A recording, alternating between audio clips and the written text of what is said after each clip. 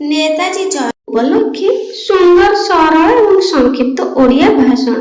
सम्माननीय सभापति महोदय, ज्ञान गुण गरियान तथा नीति आदर्श गढ़ा मोर पूज्य गुरुजी और गुरुमा वृंद, आज होछि पवित्र नेताजी जयंती बा पराक्रम दिवस।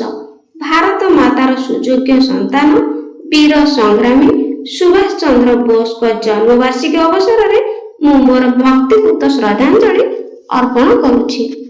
1897 मसीहा जानुआरी 23 तारिख रे ओडिशार कटक सहर रे से जन्म ग्रहण करथिले।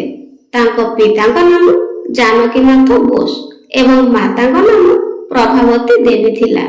कटक रेभेन्सा कॉलेजिएट स्कूल से शिक्षा आरंभ करथिले।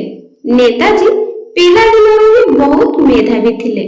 से आईसीएस परीक्षा रे कृतकार्य होइथिले मध्य देश सेवा पई सेही विलास व्यसन चाकरी को परित्याग करथिले। से कहिथिले, मोते रक्त दियो, मु तुमको स्वाधीनता देबी।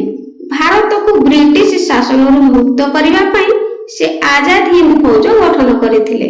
तांकर जय हिंद एवं दिल्ली चलो डाकरा प्रत्येक भारतीय मन रे देश प्रेमर निया जळाई देथिले।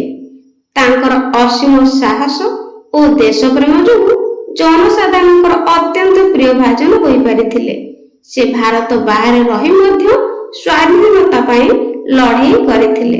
शत्रु शत्रु आमर मित्र नीति अनुसरण करे से देश बाहर ब्रिटिश शक्ति को आघात करिया पाई सिद्धांत नेथिले। सुभाष चंद्र बोस 1945 मसीहा अगस्त मास 18 तारिख रे जापान फर्मोजारू टोकियो को जाउथिबा बेले विमान दुर्घटना रे मृत्युवरण करथिबा संवाद प्रकाश पाइथिला। अवश्य एही मृत्यु को अनेक सत्य बोली मन करंती नाही। एबे भी तांको मृत्यु रहस्यमय होई रहिछि। नेताजी केवल जन जननायक नथिले, से थिले साहस और संकल्पर दृढ़ प्रतीक। तांकर स्वाभिमान एवं बलिदान आजिर युवपीढ़ी में सबुठार बड़ प्रेरणा। आसंतु आजिर दिन रे आमे शपथ नेबा जे नेताजी को आदर्श रे अनुप्राणित होई देशर उन्नति पई कार्य करिबा। मु एति कहि मोर वक्तव्य शेष करूछि। जय हिंद, जय भारत। पिला माने भाषणटी पसंद आसले लाइक करिबा और कमेंट रे निश्चित जणाइबे। Thank you.